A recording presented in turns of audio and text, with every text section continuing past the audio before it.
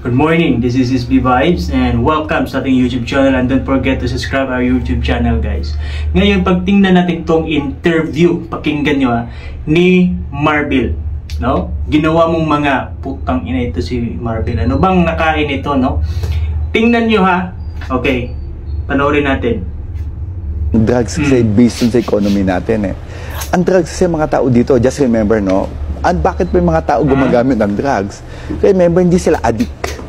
Kasi gusto lang maging addict. Remember, ang gumagamit ng drugs sa mga tao natin, especially mga, ayoko na, yung mga nagpapadagdag ng oras. Kasi pagka gumamit ka ng drugs, gising ka, dadagdag ka. Remember, ang trabaho natin per ora dito. Hindi naman tayong sigurado So, eto yung ano natin, kaya ayoko mag-compare. So yun, narinig nyo ha, ang gumagamit ng droga ay hindi sila addict. Puta. Ano bang nakain? Kasi daw ang dagdag, ang trabaho natin dito sa Pilipinas per ora. Gusto nilang magdagdag ng oras. Alam mo, yung kinikita nila araw-araw at gagawin yung pambili ng droga, saan ba utak nito ni Marbil na lagay? Bakit mo nasabi na ang mga gumagamit ng droga ay hindi addict? Ha? Sa isang kagamitan lang yan, maghahanap na yan. Oh? Ibig sabihin, yung mga nakakawala kayo ng gana sa mga kapulisan, nawawala yung dignidad ng kapulisan. No? So, ibig sabihin kasi mga pulis nagjo-duty overtime, sometimes sa labas, gumagamit niya ng droga. Ha? At pinagmalikan niya pa, maganda daw yung record nila ngayon. Alangan man hindi maging maganda ang record ninyo ngayon, inilinis na ng dating administrasyon yung mga putang inang mga addict dyan, mga users dyan, mga drug lord dyan. Ipapalagi na lang rin, hindi nalinis lahat, pero nabawasan. Kaya ngayon, pagdating ngayon na this administration, nabawas-bawas ang konti, pero anong ginawa nyo? Binalik nyo ulit yung mga, kayo pang protector ng droga, siguro mga yawa, siguro niya sila. Hindi mo kasi alam ha? Ako may mga relatives akong gumagamit ng droga. And then, nung panahon ni Duterte na nagbago. You know, isang gamitan lang nila niyan, kinabukasan after, maghahanap yan. And then, ano ang epekto niyan? Nakakasira kayo ng pamilya, nasisira yung mga,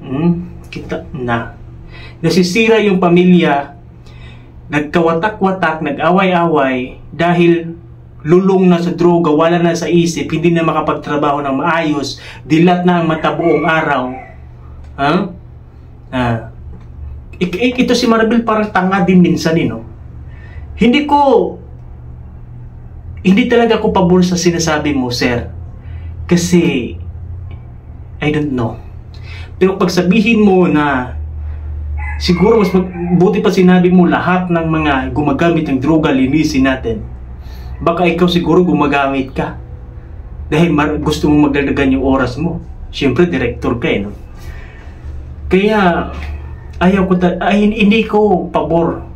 Napakapangit ng dignidad ng mga kapulisan na ikaw ang pinuno ng pulis, sinasabi mo yan sa karamihan, sa social media, sa society, pinarinig mo sa marami na ang gumagamit ng droga ay hindi addict. Putang ina, saan isip mo?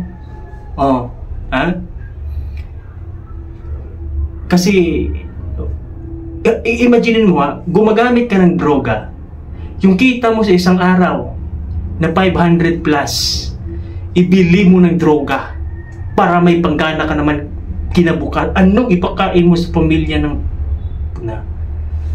kulang pa 1 kilong bigas doon natira? Di ka nag-iisip para pangdagdag ng oras? Tapos ngayon maraming mga issue dinadivert nyo, Duterte lahat ng hearing na nasa Duterte na lahat para matakpat yung mga kabulustagan ninyo. 100 ilang billion lang yung confidential funds. Kayo nga mga flood control etc. nawawala dyan. Putang gobyerno na to, hindi na maintindihan, no? Pati mga drug lords, pati mga addict ng droga pinagtatanggol na, no? Ikaw dapat Marbil, ikaw dyan pinuno kayo mga DILG dito si Abalos wala kayong ayos, di nyo naman inano yung meron kaming karapatan magsabi kasi kami ay isang lehitimong mamamayang Pilipino. We express kami ang naglagay sa inyo dyan sa posisyon nyo dyan.